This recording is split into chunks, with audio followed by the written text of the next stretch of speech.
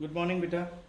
Last lecture में हमने पढ़ा कि कैसे फीमेल पार्ट में मियोसिस होती है और कैसे गैमीट्स बनते हैं, मेगा गैमीटोजेनेसिस हमने पढ़ा था।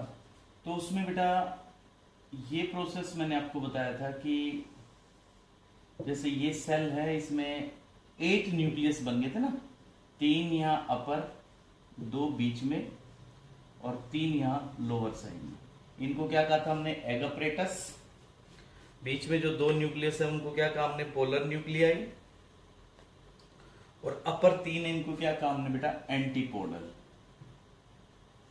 ये कौन सी साइड है? कैलाजा एंड। ये कौन सी साइड है? माइक्रोपाइलर।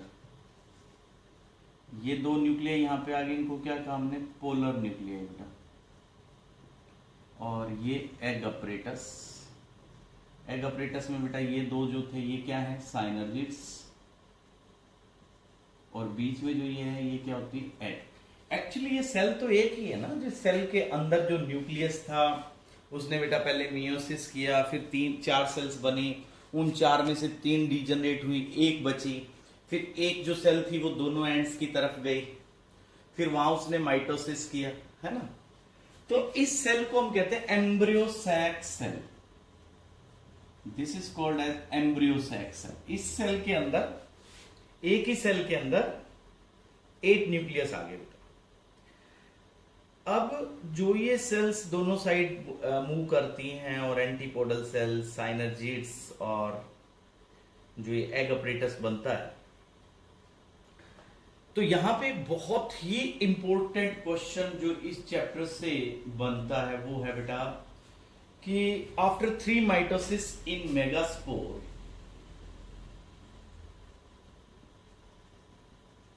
जो यहां पे दोनों साइड सेल्स गई थी उनमें 3 माइटोसिस हुए ना। आफ्टर 3 माइटोसिस इन मेगास्पोर जो स्ट्रक्चर, अब ये जो स्ट्रक्चर आपको दिख रहा है इसमें न्यूक्लियस कितने दिख रहे हैं आपको? 8। और ये सेल कितनी है? 7। तो 7 celled 8 nucleated structure get formed. This is very important fact. 7 celled 8 nucleated structure is formed. और इसको हम कहते हैं, इस स्ट्रक्चर को कहते क्या है बेटा? Female gametophyte.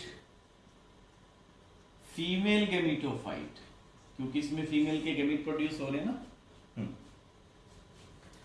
और इसको कह देते हैं एम्ब्रियो सैक। इस टाइप के एम्ब्रियो सैक को, this type of embryo sac is called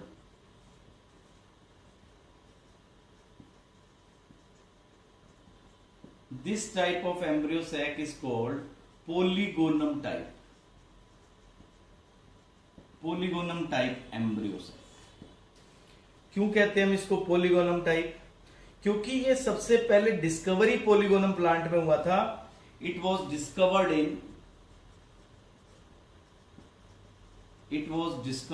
in polygonum by, किस साइंटिस्ट ने डिस्कवर किया? स्ट्रेसबर्गर ने। Strasburger had discovered it. ठीक है बेटा? यस। तो पोलीगोनम टाइप ऑफ एम्ब्रियोसैक, ऐसा एम्ब्रियोसैक मोस्ट कॉमन एंजियोस्पर्म्स में और कैप्सिला में भी यही मिलता है। और ये एक मेगास्पोर से डेवलप हुआ होता है। और इसको हमने 8 न्यूक्लिएटेड 7 सेल्ड कैसे कहा बेटा? देखो, ये होगी 3 एंटीपोडल सेल्स। ठीक है बेटा?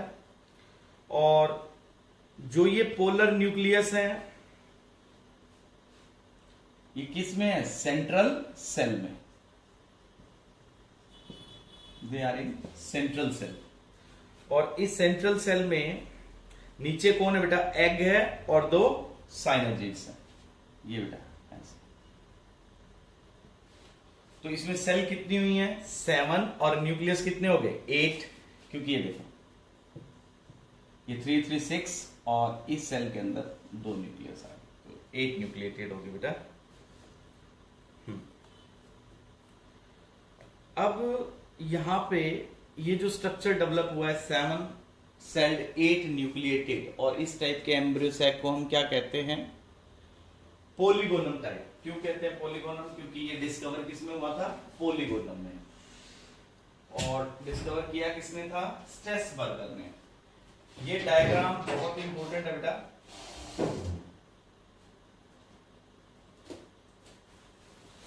अब इसके बाद हमने आगे स्टडी करनी है बेटा पॉलिनेशन की।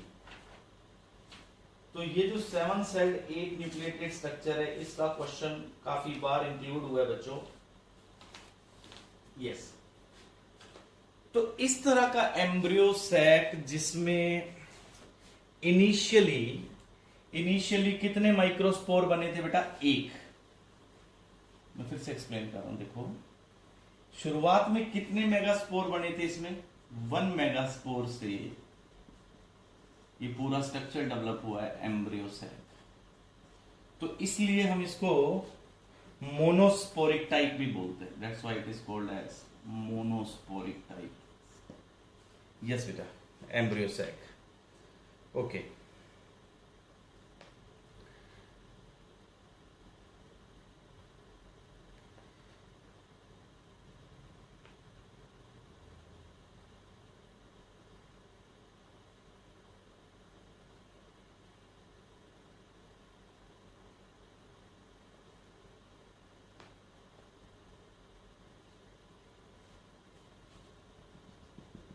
क्योंकि स्ट्रक्चर बहुत इंपॉर्टेंट है बेटा, आपने ड्रॉ करना है, लेबलिंग करनी है, तो ये जरूर याद रखिएगा 7 सेल्ड 8 न्यूक्लिएटेड। ये मैं बार बार कह रहा हूं कि ये क्वेश्चन बहुत बार रिपीट हुआ है बेटा कि इसमें 7 सेल और 8 न्यूक्लियस कैसे हैं।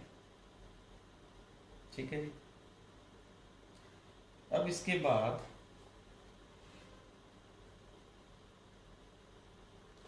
आगे, अच्छा इसमें सेंट्रल सेल कौन सी होती है? ये वाली सेंट्रल सेल है बेटा, ये सेंट्रल सेल।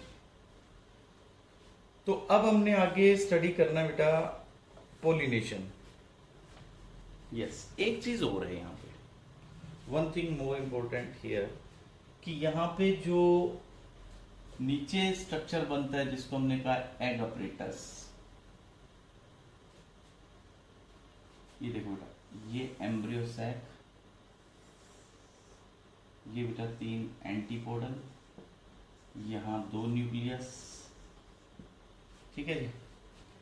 और इसके बाद यहां पे ये 2 साइनर्जिड्स और 1 एग आ गया बेटा। साइनर्जिड्स के पास यहां पे फिंगर लाइक स्ट्रक्चर होता है। ये this finger like structure is called as filiform apparatus.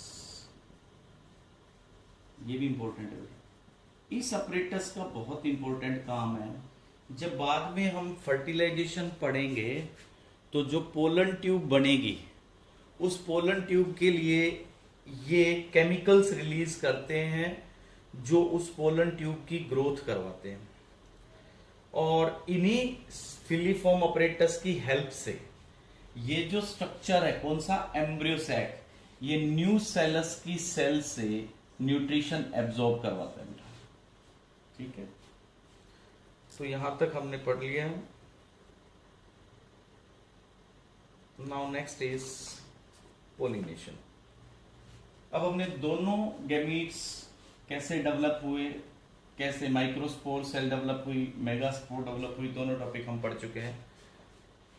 अब आगे पार्ट आता है आपकी बुक में पॉलिनेशन बेटा। Next is pollination. पॉलिनेशन का मतलब क्या होता है? ट्रांसफर ऑफ पोलन ग्रेन्स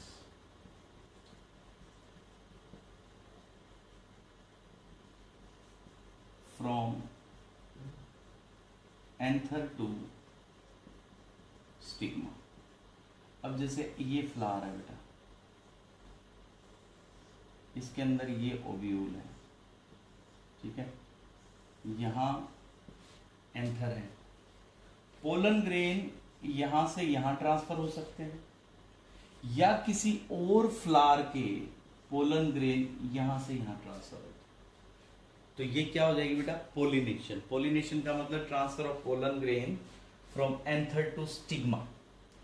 तो प्लांट्स ने काफी अडेप्टेशन की है, इवोल्यूशन की है, बहुत से मेथड्स हैं पोलिनेशन के।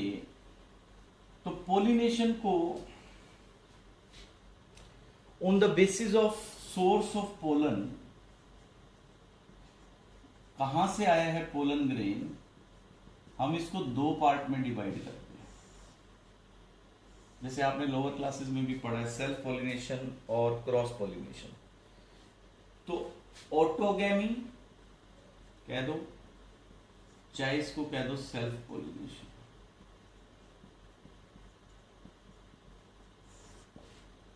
ठीक है बेटा, ऑटोगैमी या फिर हम इसको कह सकते हैं सेल्फ पोलिनेशन। ये एक वो पोलिनेशन है जिसके अंदर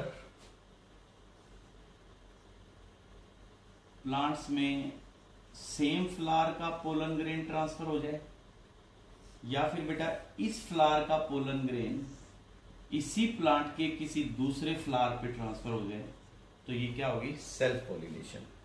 ठीक है। दूसरी होती है बेटा xenogamy. This is called as xenogamy और you can say cross pollination. Xenogamy या क्रॉस पोलिनेशन, इसमें दो अलग अलग प्लांट्स हों, जैसे ये एक प्लांट है बेटा, ये एक प्लांट है,